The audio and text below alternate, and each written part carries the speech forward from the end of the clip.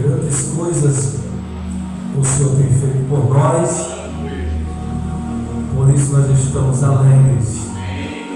A alegria do Senhor, ela é a nossa força.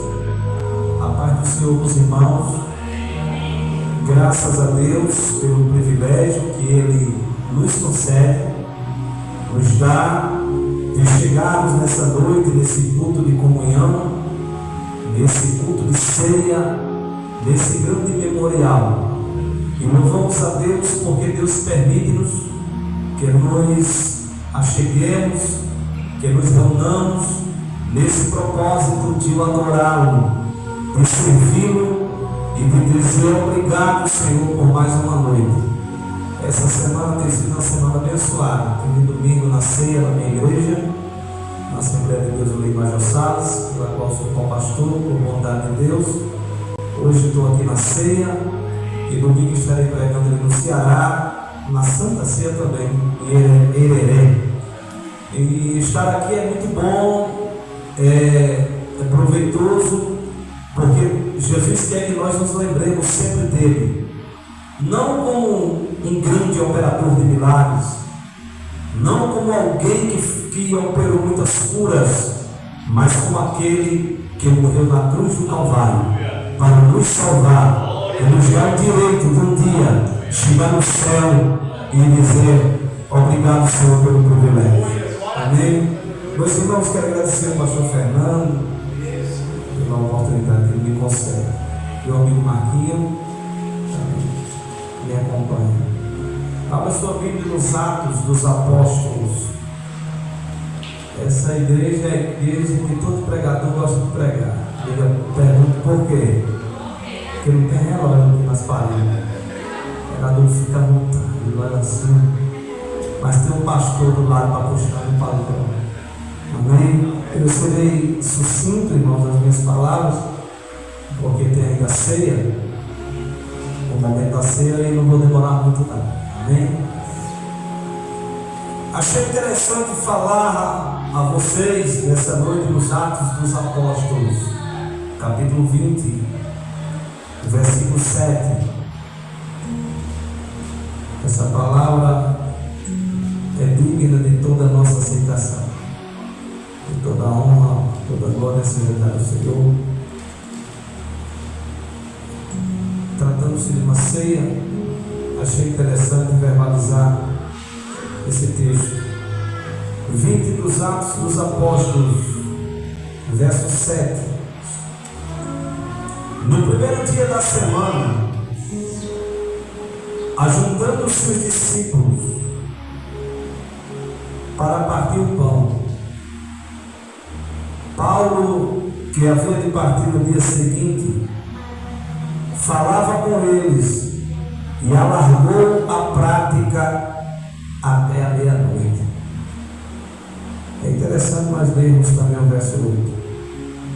Havia muitas luzes no cenáculo onde estavam juntos, e estando um certo jovem, por nome Eutico, assentado numa janela, caiu do terceiro andar, tomado de um sono profundo que lhe sobreveio durante o extenso discurso de Paulo, e foi levantado morto.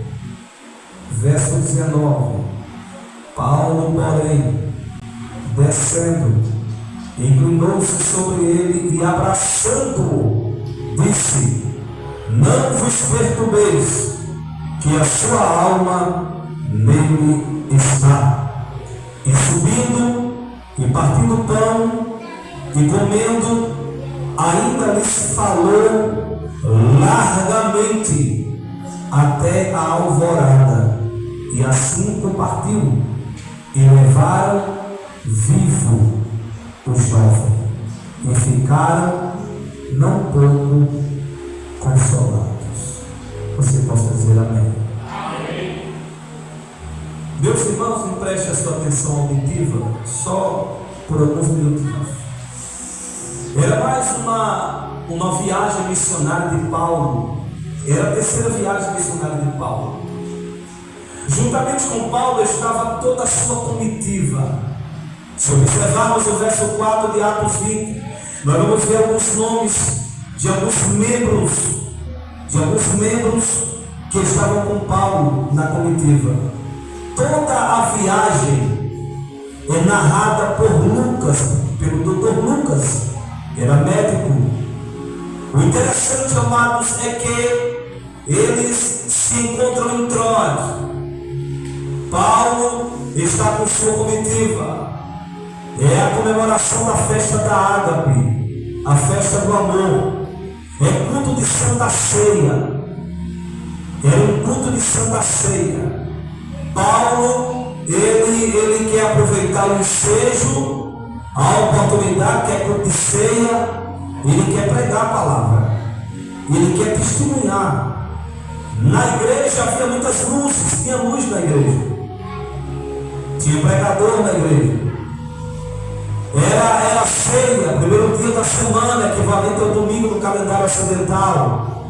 Todo mundo estava feliz, igual você está aqui. Todo mundo estava feliz, culto de ceia. Pregador Paulo. Irmãos, todo mundo queria ouvir Paulo pregar. Porque Paulo, ele quando ministrava a palavra, Paulo quando ia pregar a palavra, Paulo dizia: olha, vocês que me escutam, fiquem tranquilos, porque a mensagem que eu vou pregar para vocês, pode ficar tranquilos, não será na demonstração humana, mas será na demonstração do Espírito. Então, Paulo era aquele pregador que não tinha aquela mensagem aguada, aquela mensagem light, aquela mensagem, irmãos, que não toca, não. A mensagem de Paulo, alguma coisa aconteceu. A mensagem de Paulo, depois de ministrado, o Espírito Santo operava. Porque nós que pregamos a palavra, eu que verbalizo, que ministro a palavra, eu tenho que ter esse entendimento, eu tenho que ter essa certeza que a palavra, ela não volta vazia. A palavra, ela não pode ter só um teu, ou analogia, ela tem que ter um teu, Deus. Não só analogia o estudo. É muito bom trazer uma mensagem polida, uma mensagem muito interessante, amados, com muita teologia.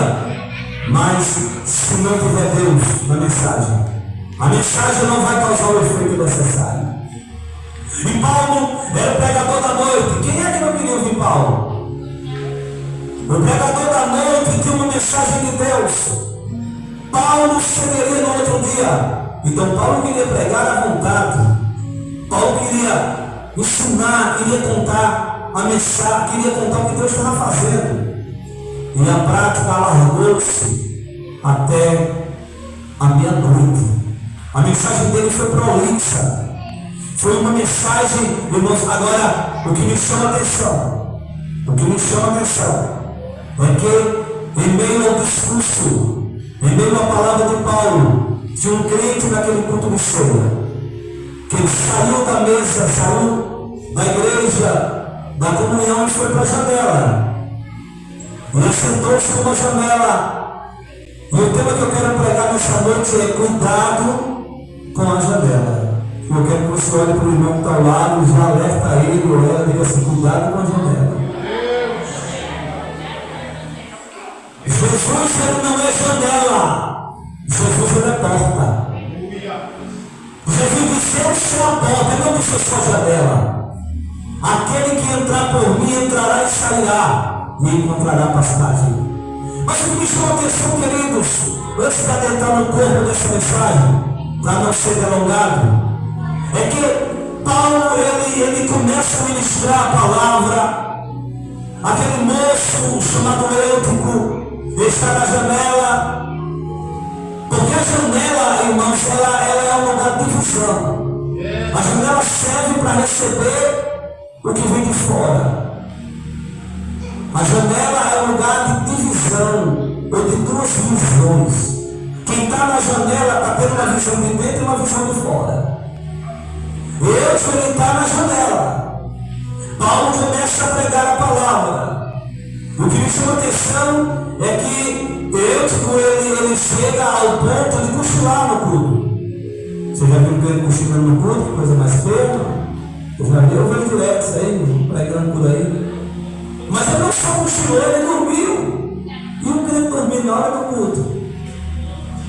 Irmãos, um crente dormindo, irmão, dormindo na hora do culto. Ah, não, mas é porque eu fui para o culto, eu estava muito cansado. Fica em casa, Deus perdoa. Porque quem está dormindo não tem sensibilidade. Quem está dormindo não tem sentimento. Ele vai cochilar. Ele vai dormir. Se ele está dormindo, ele perdeu a sensibilidade. Ele perdeu o culto. Porque quem está dormindo perde o culto. Hoje eu fui orar pela madrugada. Eu sou o dirigente do matutino. E eu fico com muita vontade de orar hoje. Fui lá, falei com minha esposa, minha filha, 6h30, eu estou aqui para preparar a radaça para levar para o colégio. E o matutino lá é de 5h30 até as 6h30. E eu fui, orei, 5, cheguei lá de 5h30, 6, aí acabei dormindo, de joelho. Mas orei um pouquinho, meia hora. E fiquei lá, quando despertei, irmãos, já era quase 7 horas. E a mulher ligando, brava, meu filho, radaça, deixar no colégio. Disse, minha filha, acabei dormindo. Mas foi por uma boa causa, eu já tinha orado um pouquinho. E o que eu quero dizer, amados? Já é a hora de muitos despertarem do sono da negligência. Já é a hora de nós entendermos o que Deus quer para nossas vidas. Mas deixe-me chegar aqui aonde Deus quer falar conosco. É que o outro ele cochila, ele dorme. E o pior vai acontecer, porque ele vai cair na janela. Ele cai da janela e morre literalmente no culto. Um crente que morreu dentro da igreja. Daria até para dar um outro tema aqui, além desse. Morrendo dentro da igreja. Irmãos, aqui não, graças a Deus, aqui os irmãos estão vivos. Mas o que tem de igreja, de crente que já morreram dentro da igreja, já não sente mais Deus, já não tem mais aquela alegria, aquele fervor do Espírito. Você pode pregar a palavra, Deus pode estar falando, revelando o profundo e o escondido, mas não sente mais nada, já perdeu a sensibilidade. A mente já está cauterizada. Irmãos, nunca queiramos chegar no culto e não sentir nada. Misericórdia, ficamos em casa, comendo pipoca, tomando Coca-Cola, tomando sorvete. Mas nunca queiramos chegar na igreja para não sentir nenhum arrepio do céu. Aleluia! Eu sei que nessa noite nós estamos aqui para sonhar nesse culto de comunhão. Mas antes de sonhar, nós vamos ter um cuidado e nunca querer subir para a janela. Poderia falar de 5 tipos de janela nessa noite, mas não dá tempo. Só mesmo cuidado com a janela. A janela nos chama. A janela do eu, que era a janela da indiferença. Era a janela da dúvida. Eu que estava na janela, não sabia se assistia o culto ou se ouvia os barulhos lá de fora. Mas o outro, irmãos, ele vai cair, vai morrer. E naquele momento, era tudo que Satanás queria. Matar o crente dentro da igreja. Um crente morto dentro da igreja e parar o culto. Satanás vai fazer de tudo para parar o culto, mas ele não vai conseguir. 1000 vão cair do lado esquerdo, 10.000 vão cair do lado direito, mas nós não vamos ser atingidos, porque maior é aquele que está na igreja. O culto vai continuar, a igreja não vai parar. Aleluia! O outro pode até dormir, cochilar, cair, quebrar o pescoço, mas o culto não vai ser um culto fúnebre. O culto vai terminar do jeito que começou. O Espírito Santo de Deus. Mesmo cai. E diz o texto, amados. Diz o texto que o pregador Paulo vai parar a mensagem, vai descer, vai se inclinar e vai abraçar. Eu caiu, morreu. Paulo não vai apontar e vai ser bem feito. Quem mandou ir para a Porque hoje é muito fácil alguém apontar para você, apontar para mim, apontar para nós e dizer: bem feito. Quem mandou ir para a janela caiu, que se vire. Caiu, que se levante. Não. Paulo, ele desceu, se inclinou e abraçou. E é isso que nós temos que fazer por aquele que cai, por aquele que morreu espiritualmente. Nós temos que descer. Nós temos que se humilhar e dizer: Senhor, usa de compaixão, usa de benevolência para com aquele que caiu, por aquele que está desviado. Meu Pai, que ele possa voltar à comunhão, que ele possa voltar à ceia. Meu Deus, eu estou orando aqui pagando um preço por ele. Chegou a hora, irmãos, de nós descer por alguém que caiu, de nós descer por aquele que está desviado.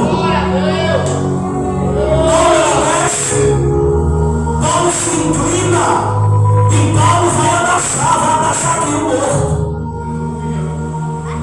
Abraçar quem está vivo é fácil. Quero ver abraçar quem está morto. Quero ver abraçar quem está morto espiritual, que não consegue chegar na igreja. Abraçar o irmãozinho que está do lado é fácil. Abraçar o irmãozinho que está todo dia com você na igreja é fácil. Agora eu quero ver abraçar o que morreu. Engraçado, irmãos, que Lucas estava ali porque era médico. E Lucas disse assim: ele está morto, não tem mais jeito para ele. Paulo chega lá e diz: ainda tem jeito para ele. A alma ainda está nele. Ele ainda tem alma. Pode até não cantar mais, mas tem alma. Pode até não ter muita oportunidade, mas tem alma nele. Pode até não ser reconhecido no Brasil, mas tem alma nele.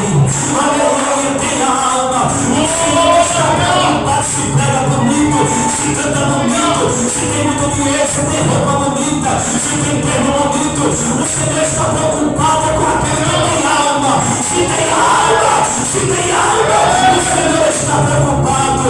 Aleluia. Paulo disse assim: ainda tem alma nele, ainda tem alma nele.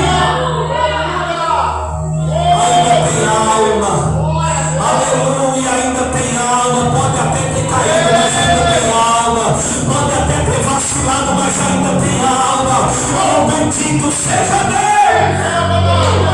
Aleluia. Paulo vai abraçar. Aleluia. Abrace aquele que morreu. Abrace aquele que está afastado. Abrace aquele que não tem condições. Mas muitos irmãos, muitos estão atraídos pela janela da indiferença. Aleluia. E sabe o que faz um crente, irmãos, não está nem aí para quem morreu? Porque talvez alguém dissesse assim: ele caiu porque foi para a janela. Ele caiu porque não estava ouvindo a palavra. Ele caiu porque aconteceu isso, irmãos. Nós não somos sujeitos a cair. Aqui não tem super-homens e super-mulheres, não. Se você é super-homem, se você é super-mulher, você está no lugar errado. Aqui é lugar de homens e de mulheres que falham, que erram, mas somos de mulheres que reconhecem que a bondade de Deus o acompanha, que a bondade de Deus é que segura. É o Senhor que é o nosso socorro físico, o nosso socorro moral, o nosso socorro espiritual. É o Senhor que guarda a nossa entrada e a nossa saída. O salmista disse assim: eu elevo os meus olhos para os montes, de onde me virá o socorro? O meu socorro vem do Senhor, que fez o céu e fez a terra.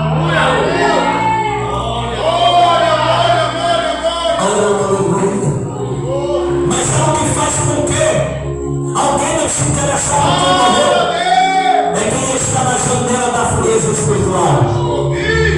Somente um crente que está na janela da frieza espiritual não consegue abraçar quem já morreu espiritualmente. Deixa eu caminhar aqui que eu já estou chegando no final. Segundo de Samuel, capítulo 6, no versículo 16. A Arca da Aliança fazia 20 anos que estava, irmãos, fora de Jerusalém. O povo não tinha mais a presença de Deus. O povo tinha deixado a teocracia e vivendo agora uma monarquia. A teocracia era o governo de Deus, monarquia era o governo do homem. Agora o povo já não tem mais a presença de Deus. Mas quando Davi assumiu o reinado, a primeira coisa que Davi pensou foi a arca da aliança. Eu não vou assumir o reinado sem presença de Deus. E mandou buscar a arca. E quando a arca ia chegando em Jerusalém, a Bíblia diz que Davi estava tão feliz, mas estava tão feliz que ele começou a dançar. Ele se despiu das vestes reais. Ele nem olhou para quem era rei. Ele não se preocupou com os soldados. Ele só queria bailar. Ele só queria dançar diante da arca da aliança. Porque era a presença de Deus que estava chegando. E quando a presença de Deus chega, não tem como ficar com a boca fechada. Quando a presença de Deus chega, não tem como não se alegrar. Quando a presença de Deus chega, não tem como não reclamar. Levante a sua mão para o céu. Levante, porque nessa noite de ceia haverá cura, haverá renovo, haverá calma brandaralha. Porque nós estamos diante da presença dele. Da presença dele, da presença dele.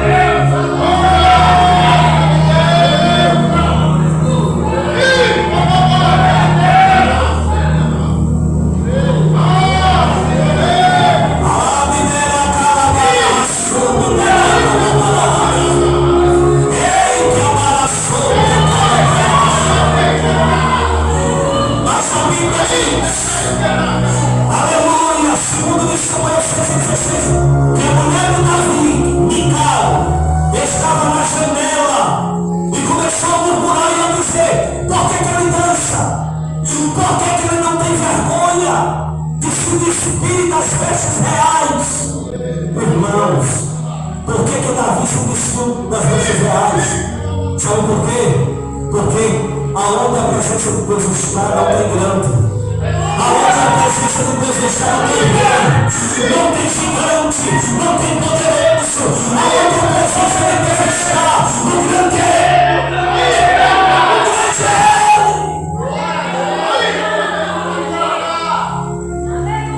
Aleluia. A mulher de Davi está murmurando e está dizendo: por que ele baila? Por que ele dança? Ele dançava porque estava diante da presença de Deus. Só que Mical estava na janela da frieza espiritual. Cuidado com a janela da frieza espiritual. Misericórdia, essa janela tem matado tanto crente, irmãos. A frieza espiritual tem matado tanto crente. Mas não subamos por essa janela. Não queimamos essa janela. Vá para lá a janela da frieza espiritual. Queiramos sempre sentir a presença de Deus. Aleluia. Glória a Deus. Mas muitos irmãos estão como Mical. Muitos estão como Mical. Aleluia. Eu estava pregando aqui em Miraúna, aqui na Vazante, numa cruzada na Assembleia de Deus. Um culto, muita gente, irmãos, ali. Aí o Espírito Santo falou comigo logo no começo da mensagem: fala para os irmãos, estava anotado na Assembleia de Deus, e disse: fala nessa noite que eu vou curar, vou batizar com o Espírito Santo e vou salvar no meio da rua. Só que eu tinha preparado uma mensagem evangelística, assim eu estava meio, meu Deus, eu ia pregar mais light. Mas o Espírito Santo de Deus mudou completamente o cenário. E aquele culto que seria um culto evangelístico no meio da rua virou um culto pentecostal. Aleluia. E ali Deus começou a fazer a obra enquanto ministrava. Deus salvou uma jovem, Deus batizou uma jovem com o Espírito Santo ali. E terminou o culto, Deus salvou 3 pessoas. E Deus disse: fala que eu vou curar também. Deus curou uma irmã instantaneamente. Terminou o culto, aí chegou uma pessoa que disse: irmão, é assim mesmo, é desse barulho? Todo culto é esse barulho? Deus é surdo? Eu perguntei, eu falei: irmão, você é crente? Sou desviado. Entendi o mistério. Disse: Deus é surdo? Não, Deus é vivo, tu está morto. Volta hoje, busca o Senhor. Ele disse: tem que voltar, tem, porque senão tu vai para o inferno. Ele voltou para os caminhos do Senhor, amém. Deus salva, batiza com o Espírito Santo e cura. É o mesmo Deus, Ele não mudou. E nessa noite Ele pode curar as enfermidades, Ele pode batizar no Espírito Santo e pode salvar. Aleluia. Mas o meu problema é que às vezes, irmãos, eu fico no meu comodismo, eu fico na minha janelinha. Mas eu louvo a Deus, porque nessa noite nós temos recebido a palavra plena, a palavra revelada, rema, glória, e Deus tem falado conosco. E assim como Deus, irmãos, Ele vai ter uma segunda chance, porque o Deus que nós servimos é o Deus da segunda chance. Ah, mas morreu, Deus dá uma segunda chance. Pecou, Deus dá uma segunda chance. Aquele que confessa e deixa alcança a misericórdia. Se alguém dissesse assim: aquele crente caiu por causa da palavra, Paulo demorou demais pregando, mentira. Eu iria dizer: crente não cai, não morre por causa de palavra, porque a palavra não mata ninguém. A palavra dá vida, a palavra vivifica, a palavra qualifica, a palavra edifica, a palavra magnifica, mas a palavra não derruba ninguém. Assim desviou por causa que a palavra foi dura. Estava desviado fazia tempo dentro da igreja, dando trabalho para o pastor para Jesus. Irmão, se doutrina matasse crente, se doutrina desviasse crente, palavra dura. Eu acho que é por isso que essa geração de hoje é uma geração não me toque, geração molenga, sabe? Ninguém pode falar nada que já fica bravinho. Ah, foi para mim, é para nós mesmo a palavra. Eu sou de uma geração, irmãos, me converti ali em Souza no ano de 98, minha esposa paraibana, e em 98 me converti ali meu pastor, um pastor muito duro, pastor Antônio Ferreira de Lima, me saudosa memória. Ele sempre trazia aquela, ele era temido porque ele pregava a verdade. Não tinha esse negócio de amaciar o ego. E eu lembro que na minha convenção, no ano de 98, ele era pastor, ele foi meu pai da fé. E eu muito feliz ali, porque eu tinha me convertido e pedi a oportunidade para cantar o hino, mandei um papelzinho lá, e eu disse: quem é? Eu falei assim: não, Almeida, está pedindo a oportunidade, levante. Para eu conhecer, quando eu me levantei, jovem ainda, uma calça toda apertadinha, mais apertada do que sardinha enlatada, apertada. O pastor olhou do lado e disse assim: não, você ora mais um pouquinho, depois você canta. Eu sentei, deu uma vontade de dizer: não vou mais rir nessa igreja não. Mas eu entendi, irmãos, que o tempo de Deus não é Cronos, o tempo de Deus é Kairos. Cronos é o nosso tempo, nós queremos tudo na hora, tudo do nosso jeito. Eu precisava ser lapidado, eu precisava do Kairos de Deus, o tempo de Deus. Nunca reclamei, passou-se um tempo, e ali Deus foi me lapidando, me tratando, os pastores me ensinando, e de 98 para cá, nunca me desviei desse caminho do Senhor. Namorei, noivei, casei, fui batizado com o Espírito Santo, fui enviado para o campo, para a missão transcultural, para fora do Brasil, fazer missão. E enfim, irmãos, Deus me honrou e tem me honrado de uma tal forma. Irmãos, nunca reclamei do pastor: a mensagem está dura, não. A mensagem não é dura, nós aqui somos mole e frouxos. Mas, para concluir, amados, Deus, Ele sempre tem uma segunda chance. Deus não caiu, morreu. A Bíblia diz que Paulo abraçou ele. Foi um abraço, irmãos, aquele abraço, porque irmãos, abraçar um morto não é fácil. Abraçar o morto tem que ser crente. Paulo abraçou e a vida foi devolvida para aquele moço. Ele voltou, aí você me pergunta: ele voltou para a janela? Não. Ele foi para a mesa de comunhão. Ele não quis mais ir para a janela, porque a janela, irmãos, é perigosa. A janela mata. Naquele momento o culto volta ao normal. E Paulo continua a pregação e vai partir o pão. Porque não existe, irmãos, culto fúnebre. Não existe culto fúnebre. Não. Existe crente fúnebre. Agora culto todo culto é uma Deus. É por isso que eu estou pregando aqui, cheio da graça. Vemos vocês aqui cheio de graça. Aleluia. E entendendo que nós vamos cear. E nós não estamos diante de um culto fúnebre. Não. Aqui os irmãos dão glória, os irmãos dão aleluia. Já falamos línguas estranhas e vamos cear. Aleluia, porque o culto continua. A festa continua. Agora vamos imaginar o culto.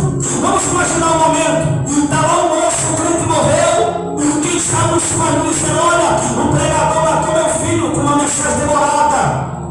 Mas aquele moço vai ser ressuscitado. Os pais vão se alegrar um milagre dentro da igreja. Hoje em dia alguém curado de dor de cabeça já dá testemunho, aquele alvoroço por causa da dorzinha de cabeça. Imagina um morto ser ressuscitado dentro da igreja. Imagina como ficou aquele culto de ceia. Ficou, irmãos, um culto mais ainda cheio da autoridade e da unção de Deus. Eu tenho visto Deus curar câncer, tenho visto Deus curar tantas coisas. Eu creio que Deus não vai mudar. Amém. Pastor Fernando, posso fazer essa oração? Eu sei que a hora já passou. Deixa eu orar por você. Se coloca no pé para nós orarmos. Amém. Glória a Deus. Aleluia. Deus conhece os 206 ossos que tem no teu corpo. Deus conhece os 206 ossos que tem no teu corpo.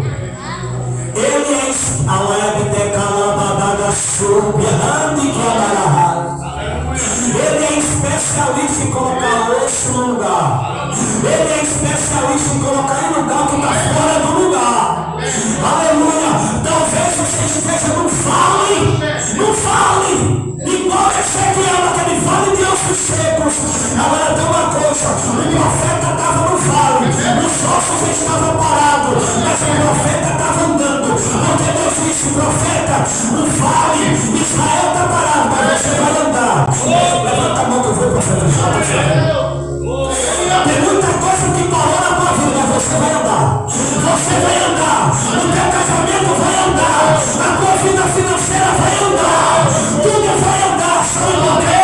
Porque Deus está dizendo: o vale não vai te parar. A prova não vai te parar. Você vai continuar. Senhor, meu Deus e meu Pai, eu oro com a autoridade do alto e te peço agora, papai, visita agora a saúde do teu filho, a saúde da tua filha. Coloca o osso no lugar, visita o sangue, releve Grécia, a da camandaraia. Deus, em nome do teu filho Jesus, vai tocando nas artérias agora, releve Grécia, a da camandaraia. Vai tocando agora, Pai, do alto da cabeça até a ponta do pé. Receba pela